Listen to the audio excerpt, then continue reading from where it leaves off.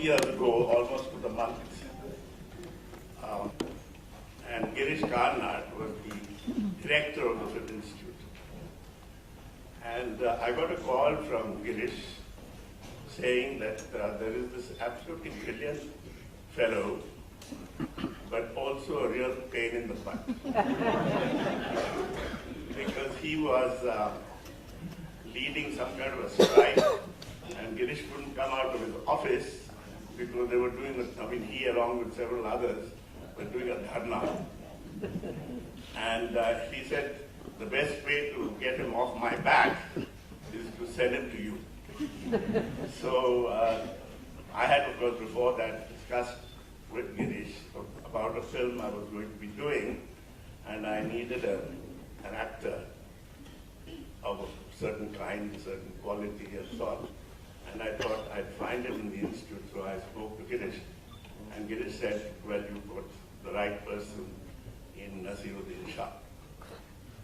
And that's how Nasir came to my office.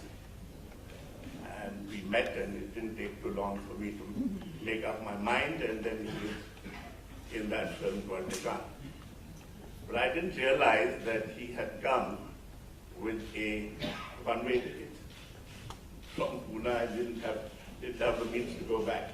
I think, and if I remember it correctly, he went out of my office and came back again, and he said, look, you think you can give me this ticket money to get back to Pune? That's how it all started. But after that, of course, the rest is history, because Nasir is such an exceptional actor, and of course he acted in several of my films, one after the other at times. And of course, I never realized that he had this other talent in him, his ability to write. He did write a couple of missives to me during that time, but they were all written with a poison pen, because there were some problems that he had with me, and then he would write these missives. But I didn't think that those missives were great pieces of literature. But now, when this book came out, I read it, and I was absolutely astounded by Nasir's wonderful ability to express himself in words, which I had never really suspected, although I've known him now for 40 years. Because he writes so well. And the book is such a pleasure to read. And well, what can I say? All I can say is that apart from being a great actor, he is on his way to becoming a great writer. And I'm sure that all of you will enjoy reading the book. I commend the book to all of you. Thank you.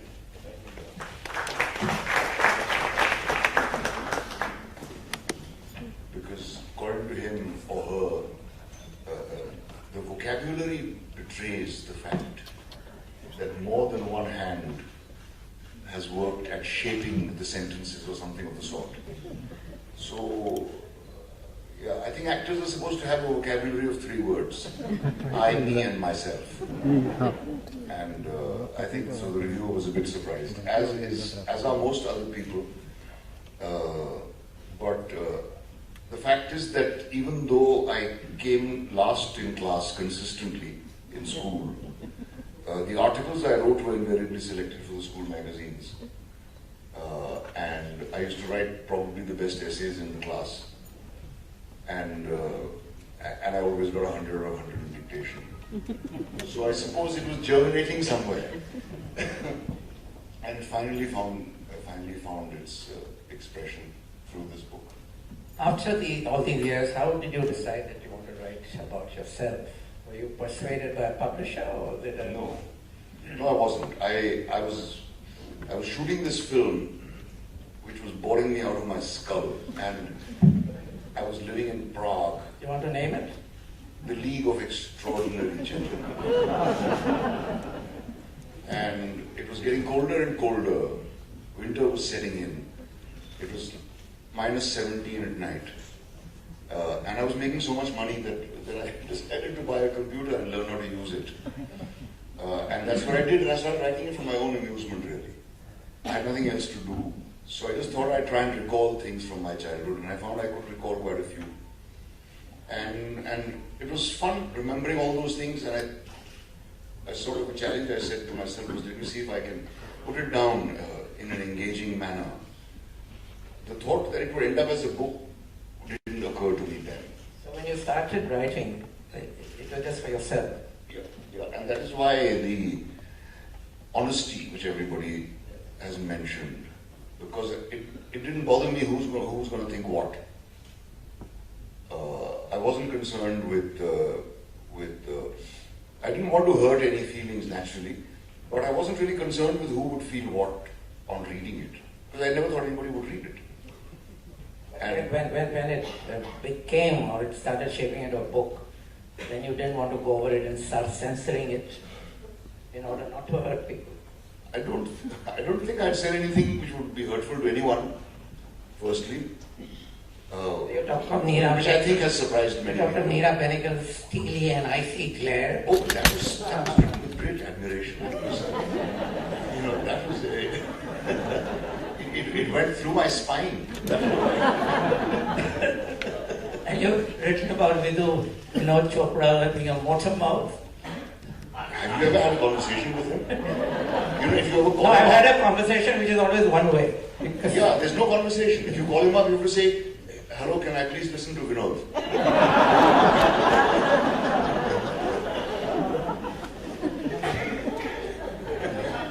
So, it didn't bother me, but I wanted to pay tribute to the people who have really helped me along the way. I was able to reassess relationships which had troubled me. My first marriage, for example, my relationship with my dad. And I was able to look at them afresh, and I think I've been able to effect closure with those things, and that is where the book worked as therapy. I never really thought that it would end up as a book until Ram Guha read an article I'd written on Padhauti for a book called Nawab of Cricket, and he liked that article and asked me if I'd written anything else. So I sent him the 99 pages that I had written, and he encouraged me to go ahead and finish it. So his encouragement had a great deal to do with it. Now you mentioned your father and your first marriage. Now you've been very, very frank about both those things, about your relationship with your first child, your daughter. How has she reacted to it? Yeah, she was terrified of reading the book, firstly, Right. because she was afraid of what I'd have written about her mom. I dare say she'd heard stories about me. She hadn't met me till she was 12. I hadn't met her either. And I suppose she hadn't heard very complimentary things about me. So she was very frightened when she came to meet me for the first time, and after she'd met Ratna and me, she decided she wanted to live with us. So it was the same fear which returned, I think, when the book finally came out. She was afraid of what I'd have said. And it took her a long time to read the book. I had to go, sort of coax her to read it. But I think it's made her, it's relieved her, and she's feeling good about it. And I think she was... Because most importantly, it's something I've never talked about in interviews, and because there was never any need. But the fact is that while writing about that marriage, I was able to realize how much I owe that woman. Whereas all I'd nursed all along was a feeling of hurt and betrayal and so on, whereas I was in fact the one who was guilty of inflicting the hurt and doing the betrayal. But I used to feel very angry and upset, and I've finally been able to come to terms with that, because I could look back objectively on the relationship and realize how much encouragement and faith I received from her. But the mitigating thing that you're not saying now is that you were 20 when you got married and 21 when you became a father. That really is young. So yeah, I should have known better. But at 20 you don't. It was enough for me that I found a woman who loved me, I couldn't see further than that. I was not ready to become a father. I mean, in fact, when Heba turned 20, I told her, look, I was your age when you were born. How would you react if you had a baby today? So over the years, and with Ratna's great and tremendous assistance, I think I've been able to heal the wounds. And your relationship with your father, which plays a very important part in the book, it goes right through the book actually, and which is very troubled. Sometimes I wonder, suppose that relationship had been different. Suppose you had a very free and open relationship, you'd been able to talk to him openly about your dreams, ambitions, etc. Instead of him trying to impose his dreams and ambitions on you, because he wanted you to be an engineer, a doctor, or whatever. Suppose he had just let you be. Would you have then actually become an actor, or would you have become maybe a professor of English at St. Stephen's College? IAS officer, perhaps. Officer. Maybe, I think this feeling of having, fighting a battle against somebody that contributes somewhere to feed your own opposing sides. But what really bothers me about that relationship is that he in fact probably thought himself to be very liberal and a very progressive kind of a parent, because he never walloped us or anything. He was from a generation where, taking a leather strap to your kids was the norm. And, if the child was crying, Le Jao Aise was the signature tune. I've seen it happen, in fact, in my own family. So my dad probably thought he was being very, very broad-minded with us. I suppose I was completely beyond his kind of understanding. You're not an easy child. I suppose I wasn't, yeah. I was a grumpy, unhappy kid, and I wish I'd had the confidence to just go up to him and hug him, I really wish that I had, and I don't think he would have spurned me had I done that. But I was too scared of him to do it. He didn't hug you either. And he never hugged us. I don't think I ever touched him. But what I think is very nice is that he lived long enough to see your success. Well, he saw Nishant, as I've written in the book, and he was delighted. He was also had been delighted by the 1,000 rupees from my payment that I'd sent him. That was what probably made him happier, than the fact that I was in a good film. The fact that I was capable of earning my living through this madness. And he saw the film, and he seldom saw Hindi movies. He was taking a walk down the mall and saw this poster, and my name probably jumped out at him. And he was very happy I hadn't changed my name, for which I have to thank Meera, as I've written in the book. Because I did seriously consider, because when people were saying, look, your name's very difficult, and I felt like saying, what about Shatrughan Sinha, Why does every actor have to have a name like Ajay Kumar, So it was Neera who put the lid on that argument by saying... What were the other names being considered for you? No, they were all people like Agashe, Anant Nag, Shama, I remember, we were sitting around Amrish Puri, we were sitting and they were suggesting this to me. Someone also, I forgot who, suggested I get a nose job done. In fact, that suggestion was made to me more than once. So he was very happy I hadn't changed my name, and that there was this film I'd done which was not a stupid singing and dancing kind of movie, which he abhorred. And then he was very happy. He wrote me the longest letter he ever wrote me in his life. But he wondered whether these were the kind of films which will continue to be made.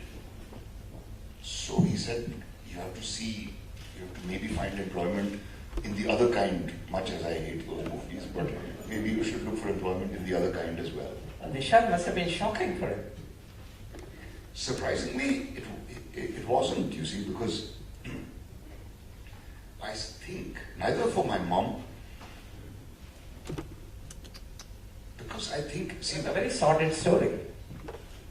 Yeah, but I think both of them being connected to the feudal system and having been born and brought up in somewhat aristocratic sort of families, you know, coming on hard days, no doubt, but I think they'd seen the sort of debauchery and corruption that exists in these families. And so I don't think it shocked them terribly. I think in the families themselves there were many scary stories about the deeds of some of the members. Somewhere in the book, I think in an early part, you talk about this difficult relationship with your father. And do I feel that, that with every actor there has to be some problem in the family or in childhood for that person to be an actor? I think that's why we become actors. I think that's why we enjoy hiding ourselves behind other people. I mean, I don't mean to do any pop psychology here, but I really think it's it drove me to be an actor, I know that for sure. Because I was an unhappy kid, I had no friends, I was no good at class, I was no good at anything. The only thing I loved doing was watching movies and reading the literature that we had to study in class. So I think that is probably what has distilled into my abilities such as they are as a writer. Because in school we read George Eliot and we read Joseph Conrad and we read Dickens abridged. We read Thomas Hardy. And this is in the school where I was miserable, where the only thing I enjoyed was literature. We were also introduced to Shakespeare by the time we were in class 8. We saw a number of great plays performed by Shakespeare and by other companies. The school did a number of plays, so I was introduced to operas and so on. And my eldest brother was extremely fond of reading. He would always come home with a book or two by Somerset Maugham or Agatha Christie. I left the Agatha Christies alone, but Somerset Maugham I loved reading. P.G. Wodehouse I loved reading. So I suppose that's what that school did for me, much as I hated it. The one thing I discovered in the book is that we have a school in common. That I went to St. Anselm's in Ajmer just for a couple of years with my The trouble is when anybody asks you, learned you studied in Ajmer, they immediately say Mayo College. Yeah, the same Mayo College. No. I went to the other one, the other school. It was a good school if I remember. I was very young, and I stayed only a couple of years, so I don't have too many memories. Which years were these? Except that I had to learn to sing my grandfather's clock. It was too large for the shelf, so it stood 90 years on the floor. This must have been well before my time.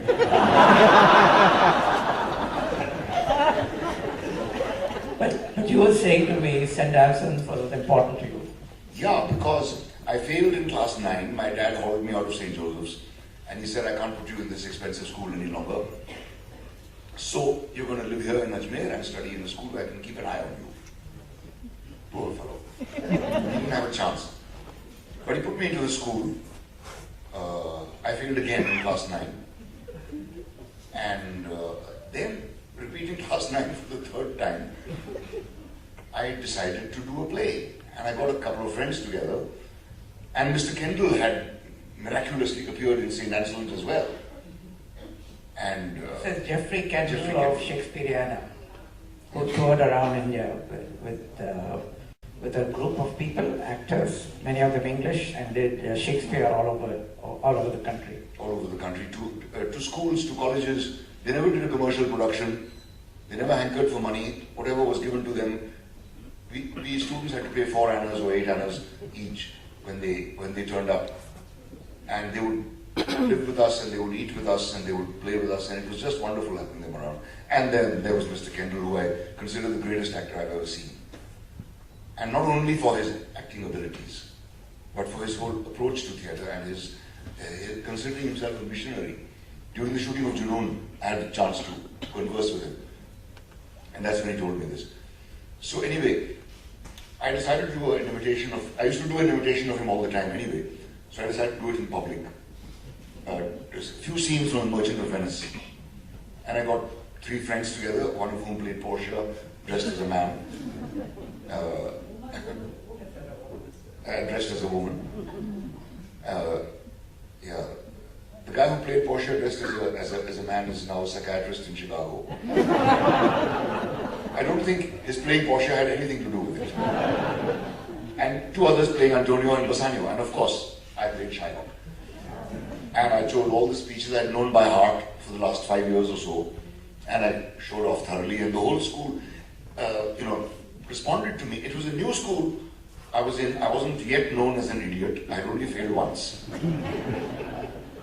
So I suddenly became known as this actor guy. And then I did play after play. How old were you then? I was 14.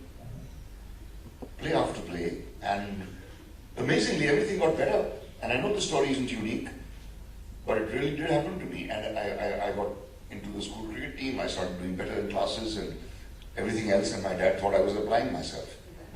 The fact is, I was just doing what I loved. So that's what St. Anselm's gave me, and Father Cedric Fernandez in particular, one of our teachers who encouraged me greatly, who is still living in Sydney, and to whom I owe a great deal. But Jeffrey Kendall obviously had a great influence on you. Right? You saw him later on as a grown-up. Did you see him acting? Yes. And did you still think he was a great actor? Yes. I was dying to act with him. In fact, and when the time came in the film Junoon, all I had to do was walk up to him and kill him with a sword.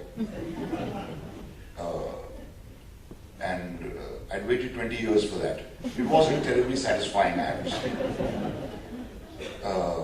But I would have loved to be with him on the stage. I never of course, got to do that. He was, I think, the most versatile actor I've ever seen. His productions were very basic, very austere, and very, very eloquent. And as I've written in the book, I reiterate, I've never heard Shakespeare spoken better. And I've watched Shakespeare in England. The English don't know how to do Shakespeare first. They have no clue. They all stand there and enunciate, and that's all they do. And Mr. Kendall and Mrs. Kendall, Jennifer and Felicity. These four, the way they spoke Shakespeare, they made it make sense. The same stuff that put us to sleep in class, they would transform into something magical when they spoke it on stage. So that was the first thing, and I just thought he's the greatest actor I've ever seen. I'd also seen movies of Laurence Olivier and Orson Welles in school. We'd seen some of the great actors, Alec Guinness and John Mills and so on. But I thought Kendall was better than any of them. Somewhere you make a reference to the film Julius Caesar. Yeah. And you talk of a scene where Marlon Brando and John Gielgud are together in the frame. And you're saying they're two different... Contrasting schools. completely. Brando looks like he's in the wrong film. And to me, he was the only convincing actor in that film. The others, all the great, grand actors, were all acting away splendidly, enunciating beautifully. But I think Brando brought guts to that performance. Can you illustrate that, the two acting styles? Well, one is Sir John Gielgud, which is truly, as Peter Brook describes it, he makes sheer alchemy with the words. But he's not a physical actor, and I've never been terribly fond of that kind of actor. I like the combination. That's why I prefer Olivier, because he is physical as well, and his speech is no less beautiful. I think Sir John is a bit stodgy, at the risk of offending any purists here. I love watching him, but I think he's a little bit stodgy for my taste. When you say he's not physical, what do you mean? I mean, he's always very measured in his movements. You don't feel any electricity going on in there. He's not unpredictable, the way Olivier sometimes is, the way Brando always is. And there's this kind of acting which Brando personified, where the spoken word was not of that much importance. He was mumbling all the time. The fact is, you can understand every word he says, despite mumbling. And I've never heard the oratory of Mark Antony spoken better than Brando speaks it. And he doesn't mumble anything there. You can understand every single word he says. even when in films where he's supposedly mumbling, you don't have to understand every single word to understand the essence of what he's saying. So, I don't unqualifiedly admire Brando. I think he was certainly very great as a film actor. I never saw him on stage, so I can't say about that. But the two styles are at great variance, and it's represented by Sir John, by Mr. James Mason, by the other gentleman who plays Caesar, I forget his name right now, but he was another great stage actor. And then there are actors like Edmund O'Brien and Marlon Brando, also into American actors. And you can just feel the throbbing quality which they had. So it's not just a question of stage actors and screen actors? No, it's not. Because Brando was a stage actor par excellence as well, according to every report. There's no huge difference, I believe. I think Brando just ran away from the discipline of having to perform in the theatre, which is why he abandoned the theatre. And I think he would give it so much every time that if he had been ever cast as Hamlet or something, he would have probably gone nuts. Because he gave it so much of real emotion every time. You've done obviously both film and theatre. And from the book, I'm not sure which one you prefer, though I'm sure it's theatre, right? And the problem with theatre is you can't see your own performance. With film, you can. So I think you say that you were always very happy with your performance when you acted on stage, because it was only you telling yourself. How do you now judge, after so many years' experience, how do you judge your performance, your own performance? You can't. You can only figure out whether or not you're connecting with the audience. You work at every aspect of the craft. You try to get the accent right, you try to make sure your voice holds out, you try to get the body behavior and everything. And there should be no expense, no effort spared over there. But ultimately, it is impossible to assess your own performance, and therefore it always needs a person from the outside guiding you. Directing and acting on your own is a tremendously demanding job, and I can't imagine how those who did it successfully did it. Even on the stage, I find it very, very, very. I find I'm not able to do justice to either my job as a director or as an actor.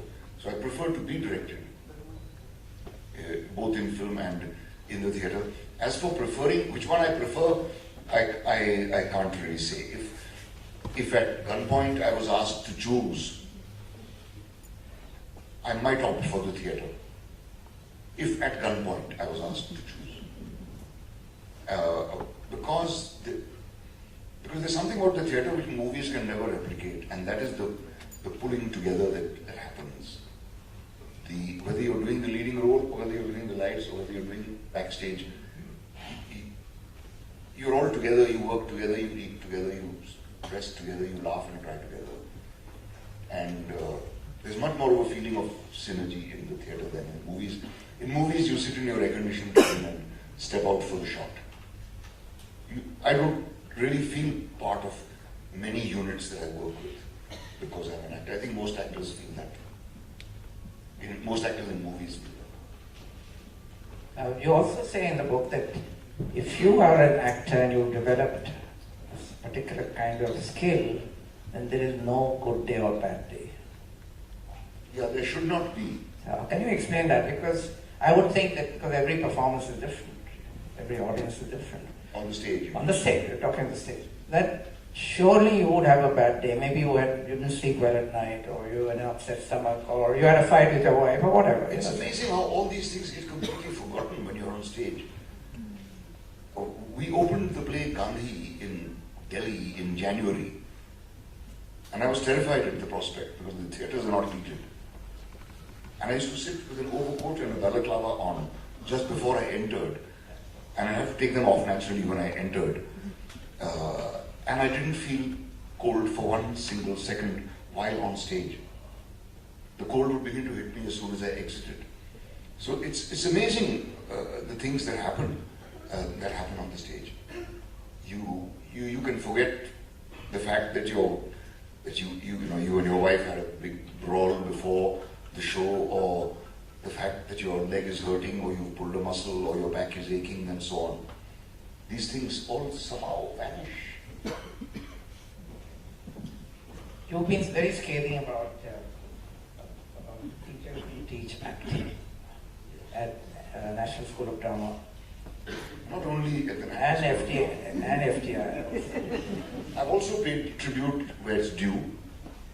Well, you But I've been scathing about the kind of people who make this into a dhanda, who con young men and women into coming in to learn acting over the weekend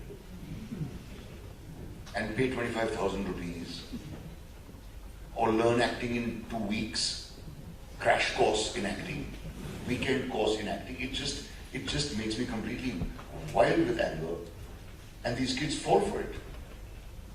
And they come there and pay this money, and they are made to cry most of the time by asking them to narrate some sad story of their childhood. So naturally they'll end up crying when they talk about how grandma died. And because they've cried in front of 20 people, they feel they've learned all about acting. And they're told, okay, now remember this. I've witnessed these courses. I feel like taking a horsewhip to these teachers.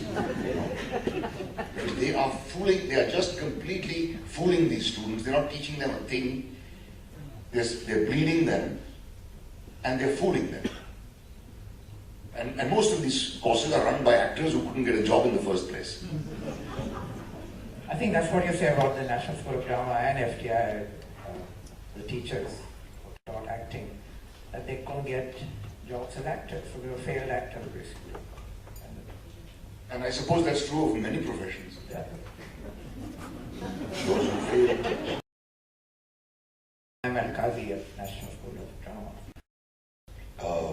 And at that time, the guidance he gave us as actors was quite sufficient. I didn't feel dissatisfied then. It was only later that it occurred to me that he was not really an actor's director, he was a designer. And an excellent designer. He did the kind of productions where the stage would open, the curtains would open to an empty stage, and it would get an applause from the audience. Now to me, that is not theatre. What do you applaud about an empty set? According to me, a set is something the audience should not look at until the actor appears on it. But Al-Qazi Sahib used to make architectural masterpieces. He even then performed in the Purana Qila, and I think his productions were completely ineffective at the Purana Qila. Because they dwarfed the actors, they dwarfed the content, they dwarfed everything. It was only spectacle. These are the kind of things that I complain about, but I think his virtues far outweigh his few weaknesses. So theatre is not spectacle. No. You're putting the actor above the... I'm putting the text above everything else. And in Al-Qazi's plays, the text often got diluted and often obscured by the production values. The acting was pretty soulless in his plays. He didn't care much for the actors. He had no patience with actors who said, I want to try this or I want to try that. He knew what he wanted. His instinct for what is effective on stage was so infallible that you could not question it. And watching him operate that way taught me a great deal about how a scene is brought to life. The one thing that comes through is that your lack of certainty, even after so many years, about what you should be as an actor. That you keep saying that I should be myself. And an actor should learn to be himself. Now again, that's a concept which I don't understand, because if you are just yourself... To talk about what you mentioned about Shyam Kapoor, an actor like Shyam Kapoor would mold the role to his own personality, and that's the requirement of a star. Bachchan does that, Dilip Kumar did that, great stars, also great actors. And Uttam Kumar did that, again a great star. Shivaji Ganeshan did that, and MGR did that. These are all great stars. The difference in my approach, if I can call it that, is that I do not try to mold the character according to myself. I try to discover the character within myself. Because I believe that every human being has every single potential. I have within me the potential of being the character Tumrus, and I also have the potential of being the character from Masoom, or being the character from Junoon, or being the character from Par, or being Hari. I have that potential within me. I have to discover it and reveal it. I don't believe in creating a character, an imaginary character. I believe in trying to mold my own personality towards that aspect of the character which is within me. Does that make sense? Yeah. When you were playing a blind person in Sparsh, now how is that within you? I have to try and put myself into the shoes of a sightless person, which meant I actually had to practice, and not very much, because it doesn't take very long for you to realize how different, how much one's behavior alters with the lack of sight. You just blindfold yourself and try to operate in your own bedroom. It won't be all that difficult. So I had to empathize with it, basically. I had to put myself into those shoes. I had to, though I had the person who I was portraying, a living person in front of me, the person who was actually the principal of the blind school, Mr. Mittal. So I used to watch him. From him, I observed certain things, how a blind guy lights a cigarette, how a blind guy signs his name, and a few other things like that. But I did not try to mimic the way he behaved. I tried to find my own way of how I would behave if I was sightless. I think one thing you mentioned is that when a sightless person is listening to you, he's not turning it. It's yours. Right. Which they are completely unaware of. But it's really because they want to hear what you're saying rather than to direct their eyes at you. Let's take an example of a film like Shyam Benegal's film which you first acted in, where you're not playing anyone remotely like yourself. That character is very much like me. Why? I'm the youngest of three brothers, and I was often the object of ridicule. They never kidnapped a lovely girl for me though. And the eldest brother, played by Amrish Puri, was, I could transfer the feelings I had to my eldest Mamu, who was a terror as a policeman. He was known as the dacoit killer. Anywhere there was a dacoit menace, he was sent to wipe them out. I heard the word encounter when I was about 8 years old from him. He would tell us how they would kill these dacoits even if they surrendered, because no one is willing to give testimony against them. And physically he was a lot like Puri Saab. He didn't have that voice though. But I could easily transfer those feelings.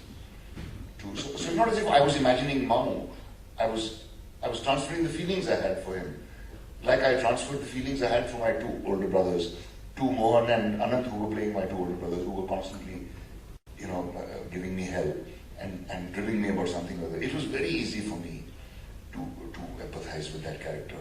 I really do feel closest to that character than to any other character I've ever played, really. And amongst all the directors you worked with, who was the easiest? Was Shyam the easiest? You have to say it. I have to say it. It was novel for me to work with Shyam, and the kindness with which he guided me, and the affection, and the certainty with which I was guided is what is responsible for my performance in Nishant. I'm extremely proud of that performance. I consider it among my best work in cinema. Also because emotionally I could connect to it. Desiring a woman from afar, again, is a feeling I was quite familiar with. And so that wasn't very difficult. And then there was Shabana, who I looked up to. She'd come to conduct a class with us when I was a student at the institute. She was impressed with my diction. I'd loved her performance in Ankur. So it was a big high for me And she was a big star by the time Nishant was shot. So it was a great high for me. And then there was Shyam, who I would catch looking at me every now and then. And I think he was just, I don't know, studying my face or what, because the way he managed to guide me and the way the face I had, which I was terribly self-conscious about, and which I thought would never, ever fit into commercial Hindi movies. There's this one particular scene which in fact, when I see Shabana for the first time, she's in a shop, she's sitting down on her haunches and she's talking to the guy at the shop, and I'm standing there and I see her.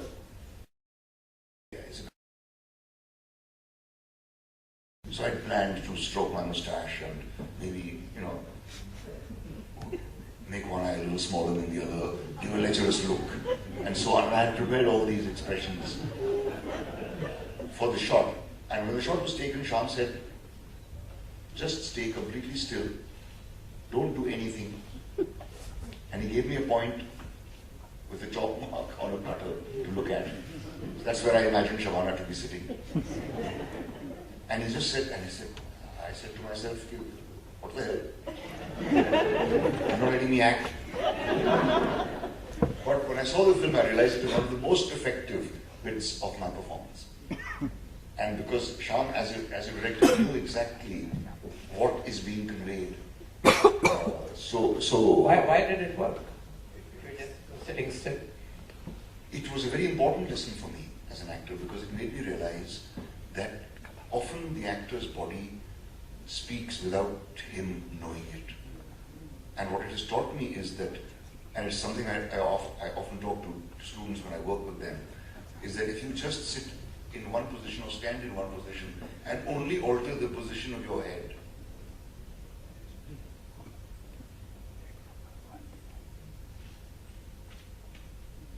or this, for example, the entire meaning of your posture changes just by altering the position of the head. Going deeper into that, if you just alter the position of your eyes, if I'm looking with my eyes straight ahead, it means nothing in particular. But if my eyes are like that, it certainly expresses something. Or if my eyes are like that, or if my eyes are like that. So that's what it taught me. That Shyam knew much more about my facial expressiveness than I did. And he made me stand in a position where my face was this way and my eyes were like that. So just having my eyes in that position conveyed what he wanted to convey. And all the stroking of the mustache and licking of the lips which I had would not have expressed. But Shyam is regarded, I think, more than left to you. He doesn't tell you these things. About the Nishant character, he just told me the scenes, what I have to do in the scenes. About Manthan, Shyam just required me to be full of beans. So I was a little overflowing with beans in Manthan because of that. In Junoon, Shyam showed me a photograph of a group, and there was this person sitting in this group on the floor, and he said, that's Sarfaraz, as I see him. He was a man wrapped up in a kind of a shawl, looking much leaner than I had imagined him to look. I thought Sarfaraz would be this glittering guy on horseback, flashing a sword with the mustache upturned and so on. So I said, hey, that's what I look like. I don't think I played Sarfaraz quite like that, though. Are you talking of underplay? No, underplaying and overplaying are complete misnomers. There's no such thing. You're either truthful or you're false. That's what I believe. Either your performance has truth in it or it doesn't have truth in it. And it's up to the director to draw the truth out of you. If Shyam had let me do this, that would not have been truthful, quite simply. He recognized the truth of the moment and knew how to convey it. That's the great thing about Shyam. He knows exactly what he wants to convey in the shot. He places great faith in his actors. And he's very careful about who he chooses to play which part in. And he uses that actor's strengths. He doesn't say, tum kya karoge karke dikhao, kind of stuff, which a lot of directors who don't have any ideas in their heads say to you. Let's see how you would do it.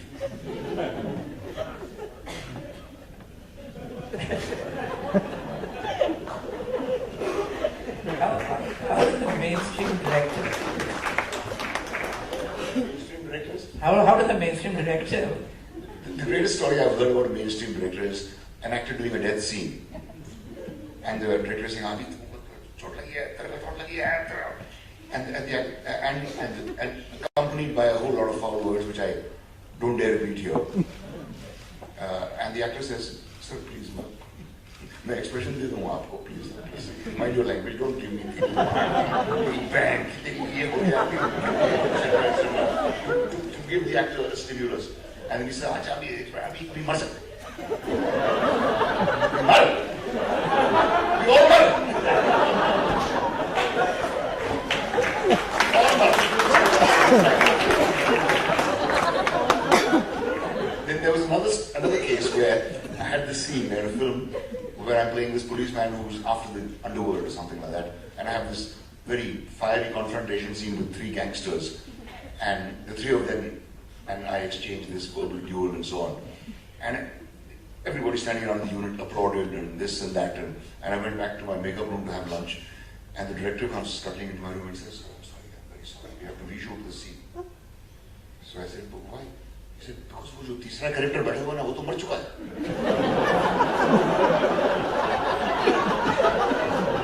This is absolutely true. The writer himself was sitting there watching the scene and applauding it. After the scene was done, he suddenly realized, "Oh, character ना से आ गया."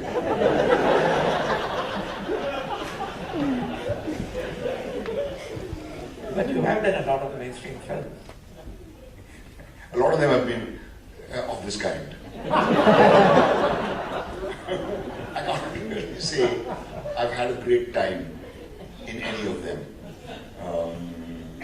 Let me think. I can't think of any which I have really, called up Ratna and said, "Hey, I had a great day's shoot today," among the mainstream movies. Yeah. A Wednesday is not mainstream. Well, no, it's not, I think. But it did do very well. It did extremely well, which started the sleeper, which surprised everyone. A lot of right-wingers loved it, which bothered me a little bit. बिल्कुल ये करना चाहिए, ये करना चाहिए. But yeah, I enjoyed that one because I didn't have to sing songs. I didn't have to cry over, a dead mother or anything like that. Commercial movies, I just don't think I fit in. I think Dirty Picture was a movie I enjoyed doing. Because we were taking the willy out of the big stars.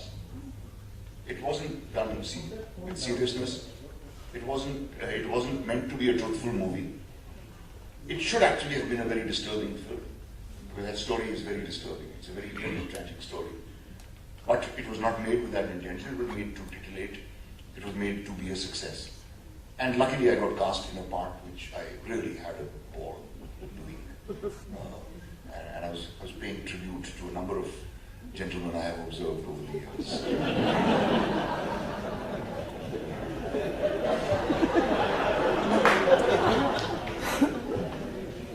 You said in the book that generally a film about a film doesn't work, right?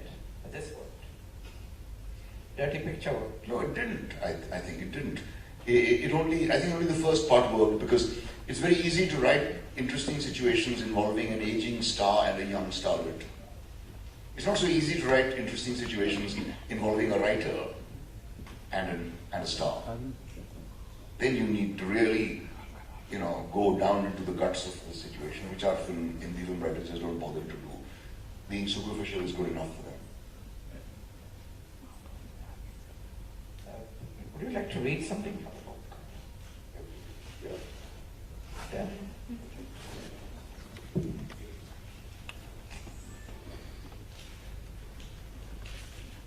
By the way, do you want to also tell the audience about Jaspal Shah?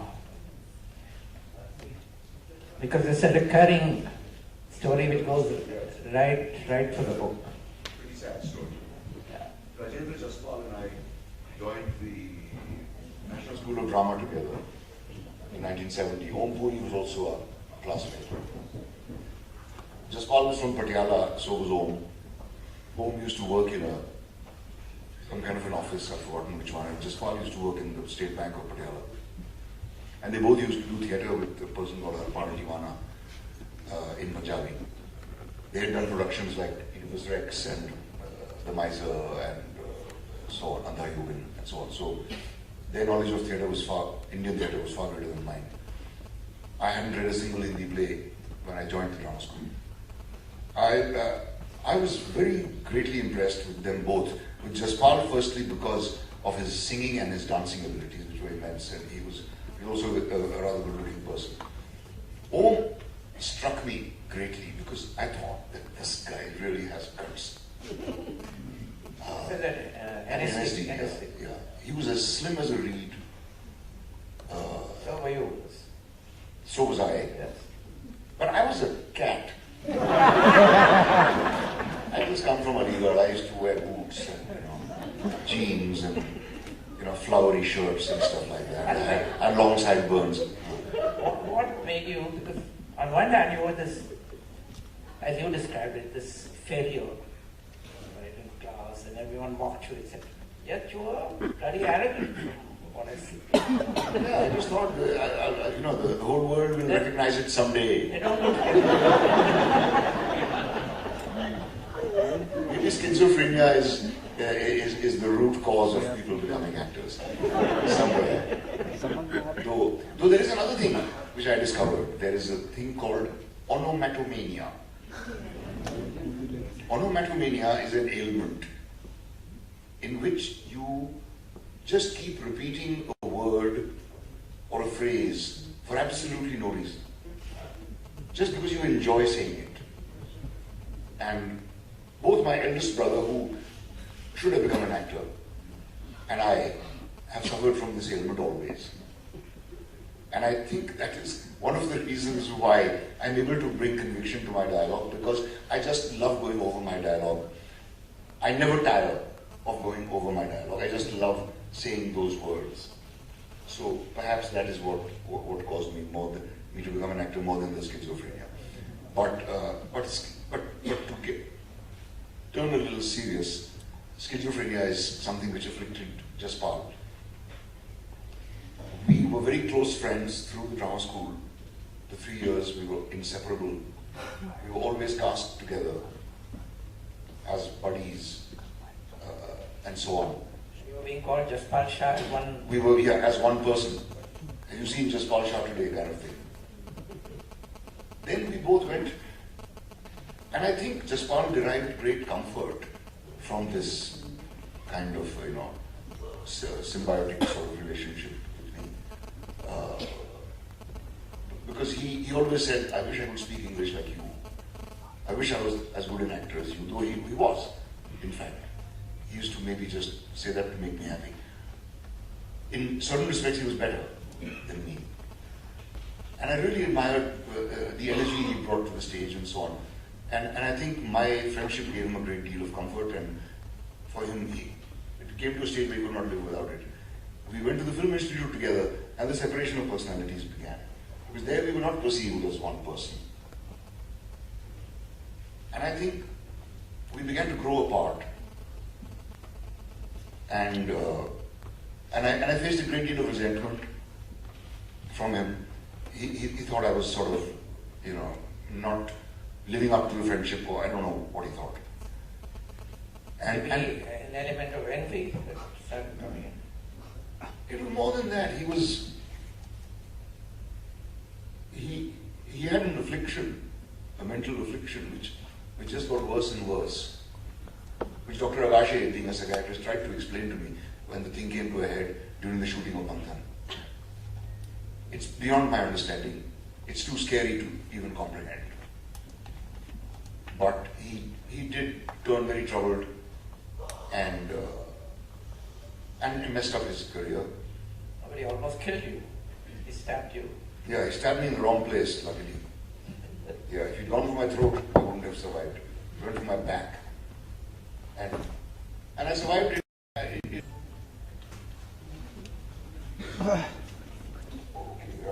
I just opened it. My work had made many polite noises and the usual vague promises. Now I was being urgently summoned, and I had visions of a part like the one a few years ago, in which they had seen the potential in an unconventional actor, no prizes for guessing who, and it had paid off big time. I learned later, of course, that the unconventional actor had been their third or fourth choice, and it was only cast when the stars they wanted turned down the part. I decided I wouldn't mind one little bit being the third or fourth choice, provided I got a part like that one. Arriving at the plush seaside residence where the meeting was, it didn't take me long to figure that I was dealing with very big brass here. The legendary director, not Shyam, who mostly kept squirming. And finally, a few subtle signals and quick looks shot around the gathering, and one of the writer gentlemen came out with it. Prima donna attitude from one of the stars in the massive film they were shooting at the moment had made them decide to replace the gentleman in question with yours truly. And I should make myself available from next week. I wasn't asked, I was told. My stunned reply that I was already in the midst of a shoot ending in 3 weeks was met with an incredulous guffaw. What film, yeah? Who is going to see it? What film is it? I desisted from naming it, not wanting to create further merriment. So I got bombarded with advice that was not without a certain friendliness. This is the chance of a lifetime for you. Think of your career. Forget that bloody film, whatever it is. And in fact, what I haven't mentioned is, they asked me who's the producer. So I said FFC. NFDC was known as FFC those days, Film Finance Corporation. So one of the gentlemen says, tell them to FFO.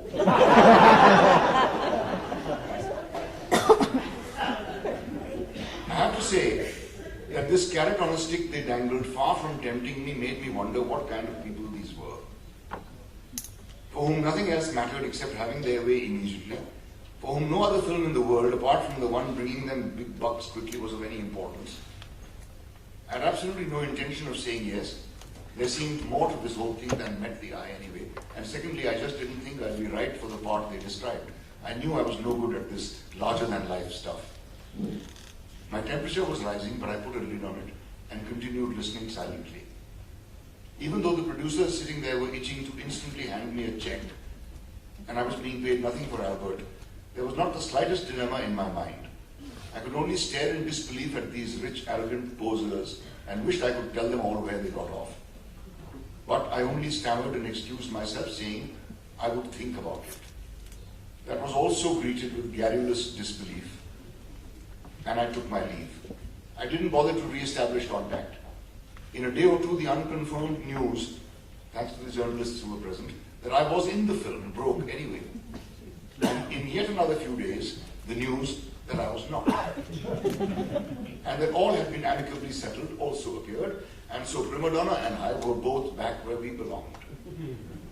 And fate decreed that this colossal extravaganza on which I had missed out sank, leaving barely a trace, taking with it some big reputations and at least a couple of fledgling careers. Mine, without a doubt, would have been one. And it now rests secure in the musty pantheon of forgotten biggies, while the tiny Albert Pinto Ko Gussa Kyun Aata Hai is still remembered, if only for its title. And tried to get on to a plane in the morning, and of course there was no seat, and Indian Airlines was far from courteous to passengers those days. And I couldn't, so I got on to the flight in the evening. I got to Meerut by about 10 o'clock at night. He'd already been buried away from Sardana, which is about 24 kilometers outside Meerut. And that's where he was buried. But I couldn't make it that night. I got there the next morning. Ammi, my mother, was remarkably composed when I met her. the last 30 years had gone by sharing his life, serving him ceaselessly. Now the pivot of her existence was gone. The three of us were able to spare less and less time for her, and she hadn't another involvement she could immerse herself in. Yet she was holding back on the lamentation. We feared she wouldn't last long after him, but the old girl had more spunk than any of us gave her credit for. The day I arrived in Sardhana, I visited the mound of earth that was Baba now.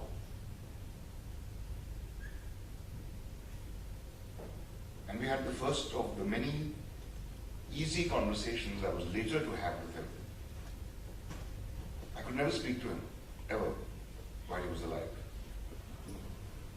That day I talked to him about the film I'd just done. I felt his amusement at my playing a shaven-headed Hindu priest. I told him about the one I was going to do.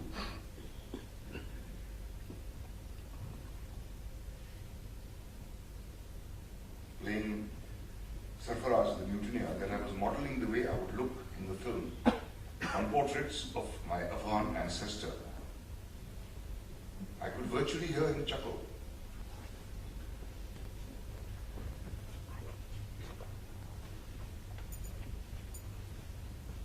The ways he had failed me, how I never felt loved,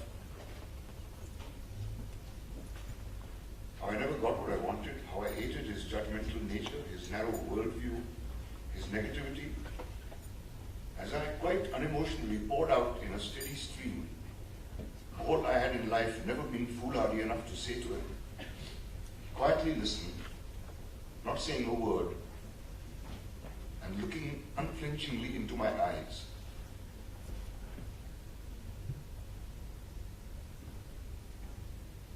As if understanding perfectly what I was talking about. Through his life, he had never seemed so much himself, so approachable as he was in that dream.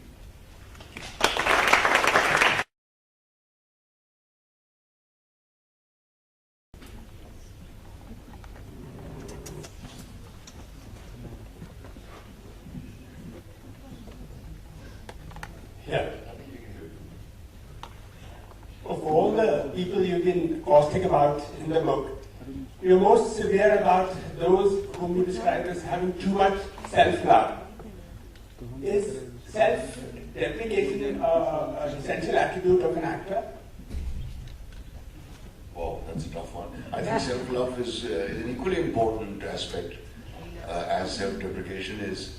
I think all actors love themselves, and that's one of the reasons they are actors. But it's when self-love takes over everything else that an actor's output becomes offensive, in my opinion. When an actor is only intent with showing off how good he is and considering himself more important than the project he's in, which is the case with many of our stars. And our industry, unfortunately, is completely star-centric. So pleasing the star is always the first priority.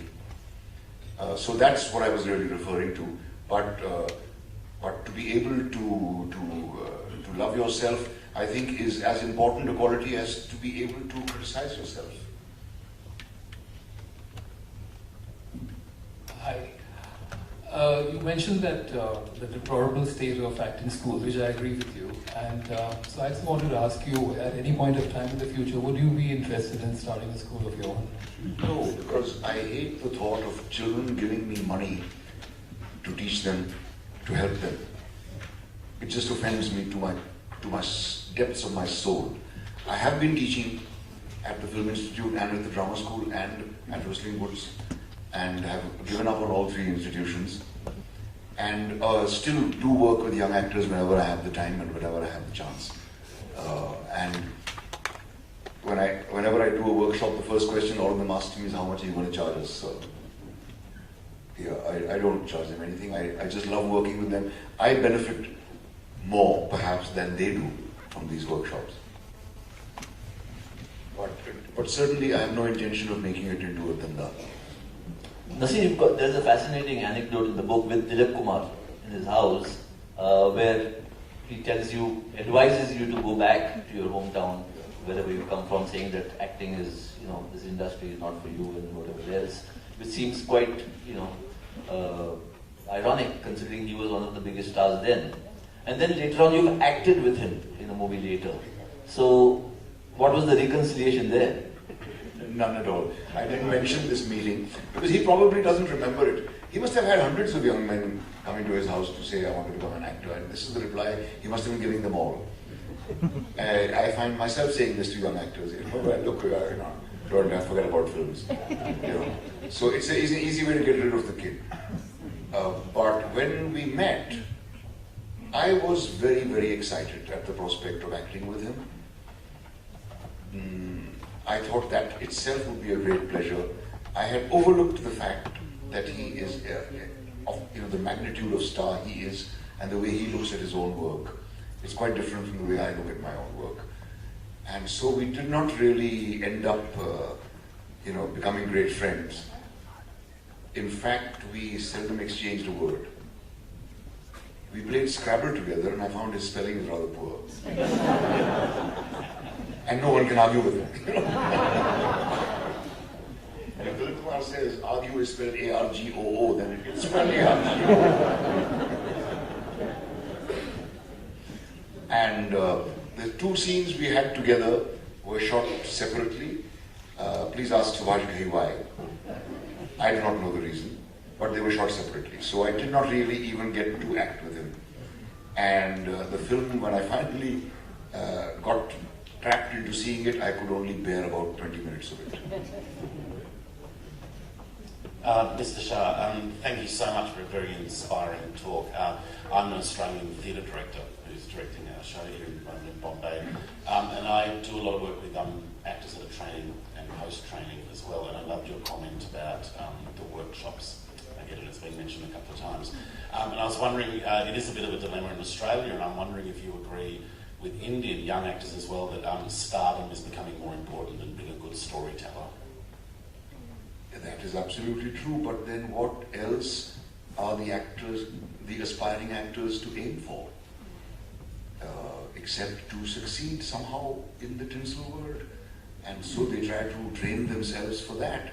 They don't see any value in training in training in the craft of acting, or to understand that acting is a craft. It's not just a God-given talent or nonsense like that. It's not, inspiration and stuff is all bullshit. It's just hard work. And they're not willing to put in that kind of work into learning it because the training seems so intangible. Because working with a young actor and teaching him the tools of his trade is really delving into that kid's psyche and helping him, find his own strengths. It's not teaching him a few dance steps and teaching him how to cry, which is what these acting schools do. And these kids feel happy having learned how to, gyrate or shed tears, to order. And that's all that they feel is. Add to that, in India, is the additional problem of good acting being confused with crying. Any actor who cries is considered a great actor. Sir, thank you so much for your talk. It was very inspiring. I have to mention that I see a lot of parallels between you and actor Gary Oldman, as people who are very driven to character-driven roles. So is this something that you have personally felt, that you are very driven to character-driven roles and you would not really, go for a conventional movie? No, I would have loved to be cast in the Clint Eastwood role in Fistful of Dollars, for example. I would have loved to play the ugly character in The Good, the Bad and the Ugly. So it's not as if I always wanted to serve art, and that's why I became an actor. I became an actor because I wanted people to look at me, and I wanted to express myself, and I wanted to be popular, and later on in life I wanted to be rich and have a good life. I didn't become an actor to serve art. I didn't choose to do art films at the beginning of my career. It was coincidence. It was a lucky accident for me. But I happened to be in the right place at the right time, when actors like me, who could play real people, were needed.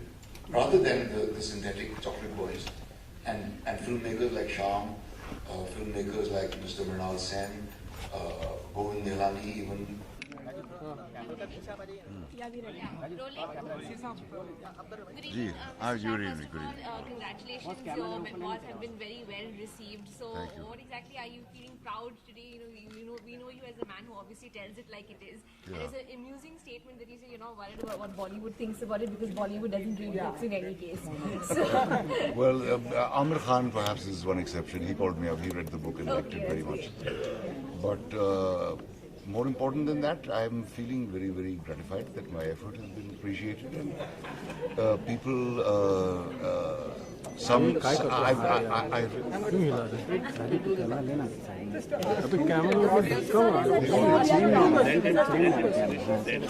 वहाँ से पूछा है यार सवाल.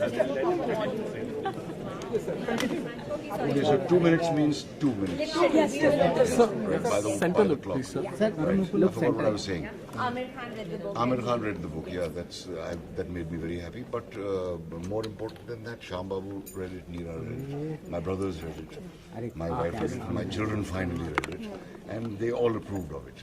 So, as Satyadev Dubey always used to say, that it's only the few people who matter, whose opinion really counts. And I've got their approval, so I'm extremely chuffed. And Shamsa, would you like to say Not now. Not now. After. We'll be getting all riled up. We can see that. He's dying to wait. अबे देख कहाँ रहा है? Okay, right. What next question? Last one. Does anyone else have Okay, right. anything? Okay, done. All right, thank you so Thank you much. very much. Right on.